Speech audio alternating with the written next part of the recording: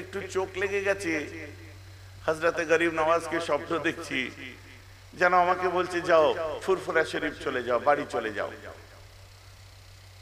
ঘুমটা আমার ভেঙে গেল।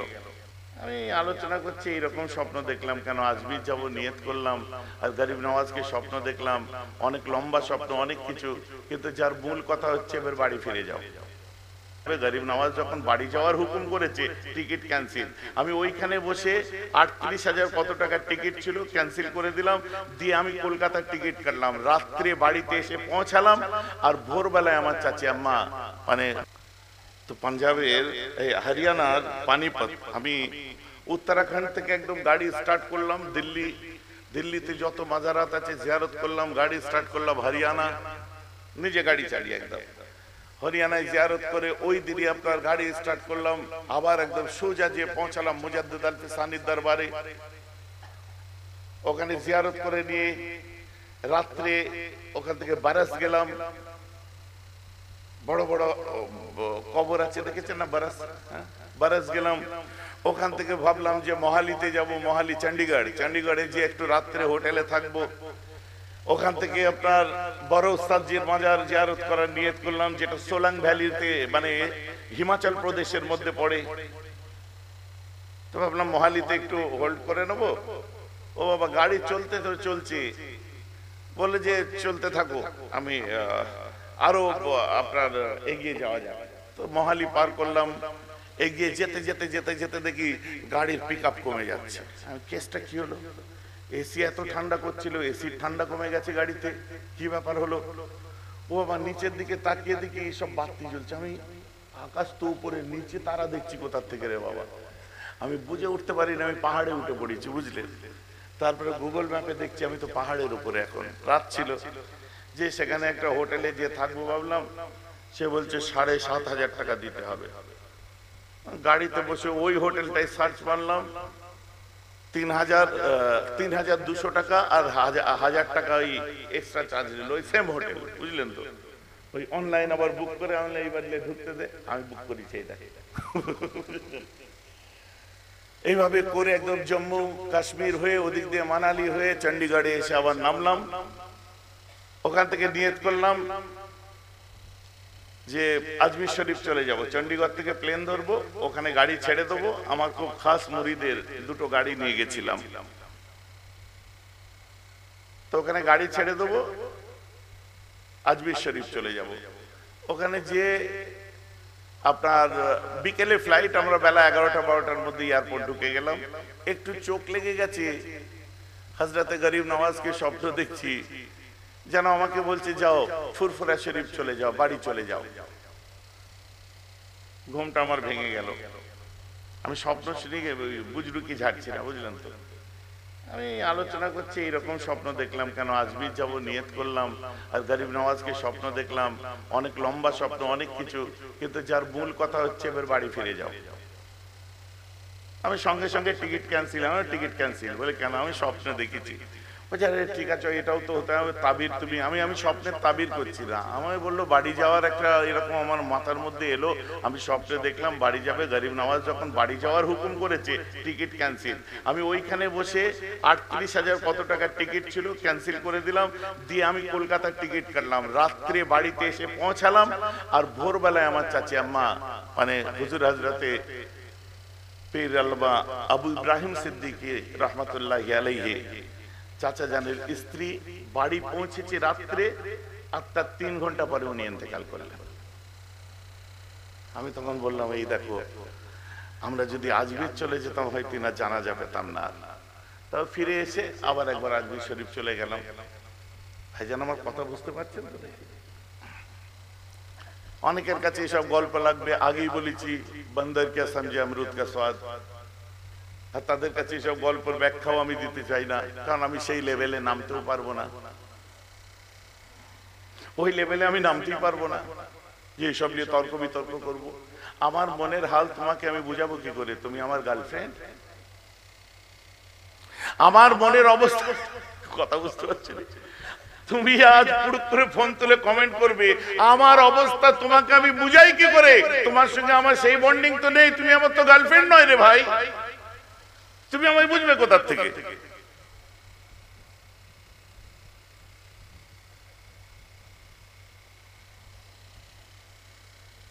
বু আলী কালান্দার রহমাতুল্লাহি আলাইহির দরবারে তার মুরিদ যে এক সময় বলছে, হুজুর পীরের কথা বলছেন, পীর কথা কি কোরআনে আছে?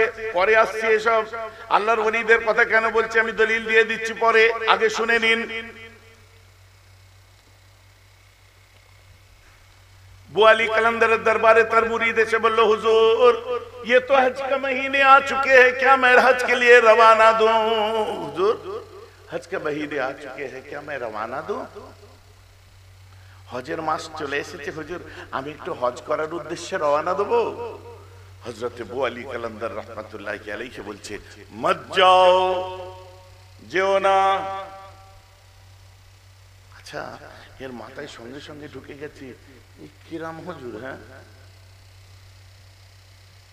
5 pillars in my Islam, 5 times pray, 1 month fasting, sacrifice, Hajj Baitullah, and also Kalima Tayyib La ilaha illallah Muhammadur Rasulullah. It was necessary for us. It was essential for all ummah. It was farz ain. 5টা স্তম্ভ ইসলামের, তার মধ্যে একটা হলো হজ। আরে কেমন হুজুর হজে যেতে আমায় বারণ করছে, মনে মনে এরকম ভাবছে, বুঝলেন? আর আজকের দিনে ফিরিঙ্গা মৌলভীগুলোকে বলুন তো, কোন পীর যদি তার মুরিদকে বলে হজে যেও না, তার উপর শরীফ ফতোয়া কি হবে?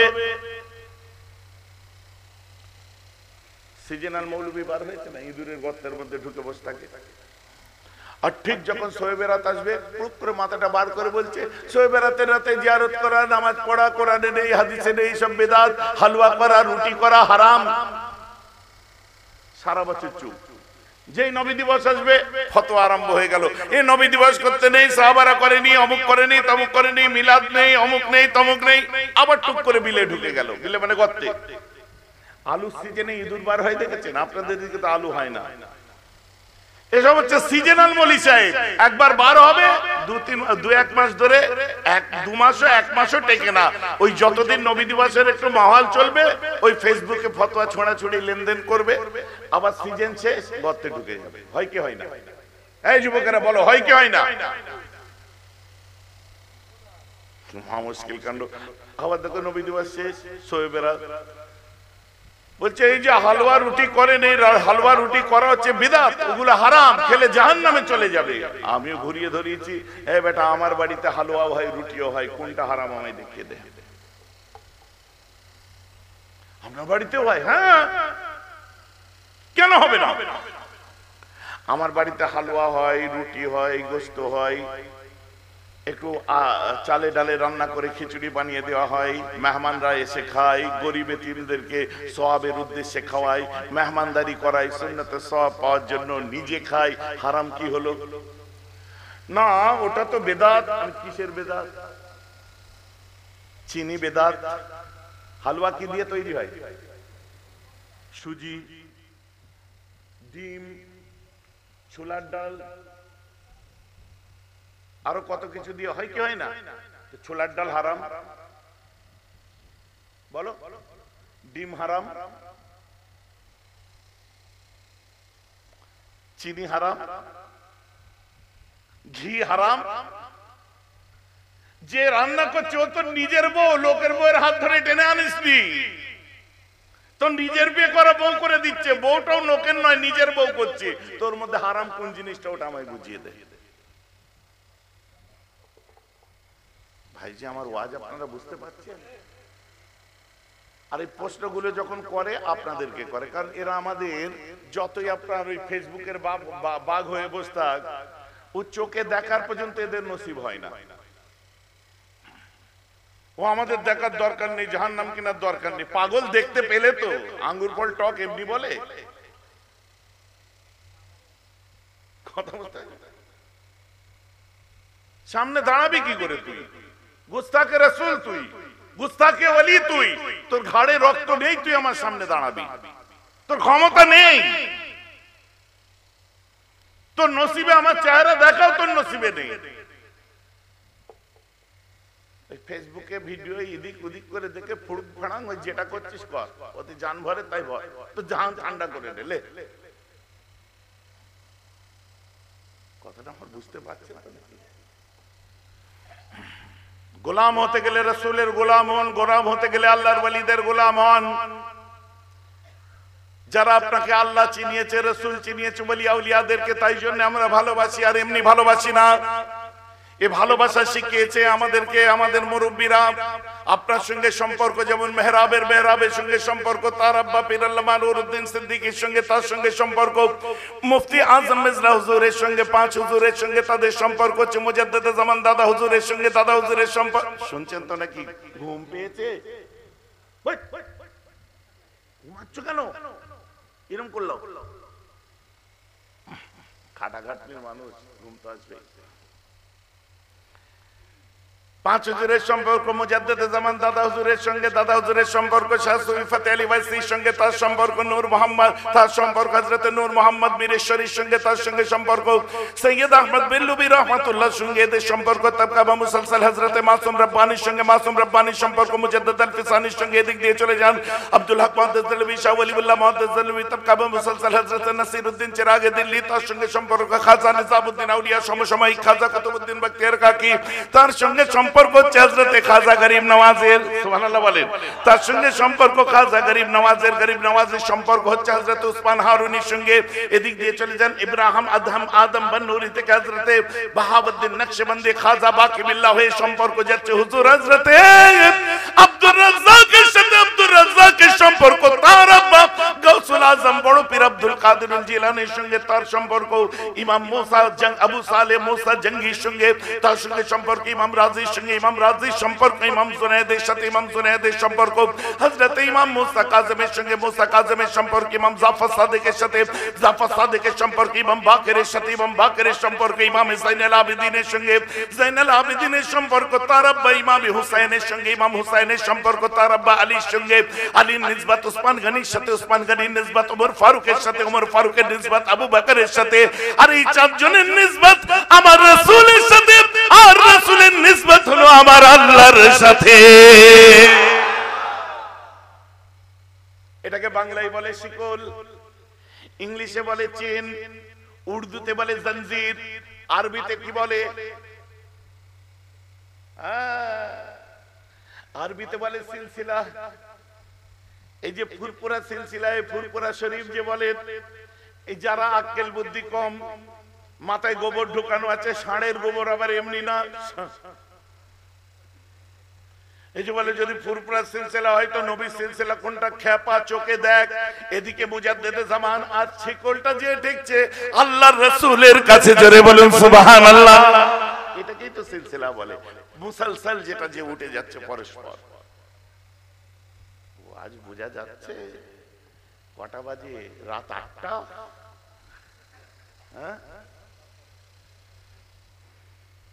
এখন প্রায় 1টা বেজে গেছে, বুঝলেন? ও বাবা, 1টা 19 বেজে, মানে 1টা 20 বেজে গেছে। দিলের খোরাক পেলে বদলিয়ে সকাল বেলা সন্ধ্যা 8টা হয়ে যায়, প্রমাণ দেখে না। তাকবীর দিন তো না রে, তাকবীর। ঘুম থেকে উঠে পড়বে কুটুমরা। বাগদা, চামনি, ছাটি, কি চিংড়ি বলে বলবেন তো? ছোট ছোট চিংড়ি যেটা,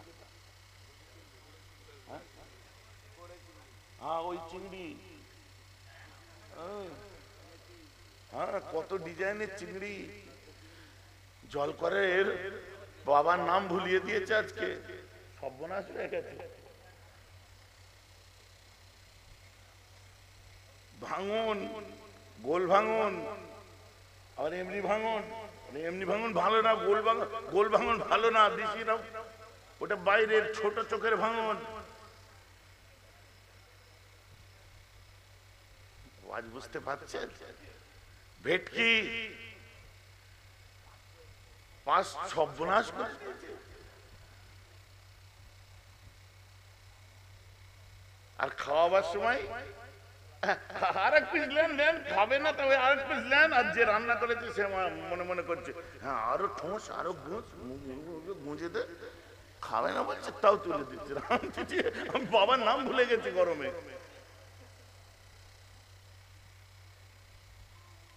বেশি জোরে বললে ওদের উপর ঘুম ভেঙে যাবে।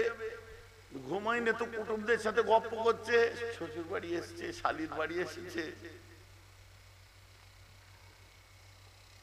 বাদাম কিনে নিয়ে গেছে ওইখানে। এরা খালি বলছে ভাইজান গাড়ি এখানে থাকে, ওইখান থেকে আমার গাড়ি রুখছে, গাড়ি এখানে থাকে, আমি এগিয়ে এসেছি, এখানে এসে বেড দিয়েছে, ভাইজান এখানে থাক, কারণ ওখানে গেলে যদি দেখে ফেলি।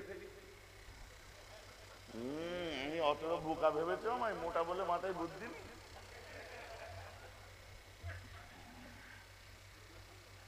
সব কুটুম দেখে ফেলি যদি, দাওয়াত করেছে কেন, বড় কুটুম মুটুম কাউকে ছাড়বো না। ভাইজান বিরক্ত লাগছে না তো? আচ্ছা একটা লজিক্যালি আমাকে একটু বুঝিয়ে দিন, কালকে যখন কুটুমরা বাড়ি যাবে, কি ব্যাপার কোথায় গেছিলে? আমি ওই কাঠফল গেছিলাম বেড়বুঝে, শালির বাড়ি, ওখানে হঠাৎ জলসা মিলাদ হলো, তো মেহরাব ভাই এলো, মিলাদ হলো, বলার বেলায় মিলাদ হলো, মেহরাব ভাই এলো, সব বললে। এখন যদি বলে তুমি কতক্ষণ বসে ওয়াজ শুনলে? হ্যাঁ মাইক দারুণ লাগিয়েছিল। তো কি ওয়াজ করলো? সে একদম ইংলিশ, বাংলা, হিন্দি, উর্দু, ফার্সি, আরবি, সে ফেটকে দেশে একদম। ওয়াজটা কি করলো বললাম, অত মনে নেই, তবে ফেটকে দেশে মানে ফাটিয়ে দিয়েছে। এগুলো দেশে রিজিওনাল ল্যাঙ্গুয়েজ, বুঝলেন, এগুলো অনেক মূল্য আছে। ওয়াজ কিচ্ছু শোনেন না, খালি বলছে ফাটিয়ে দিয়েছে।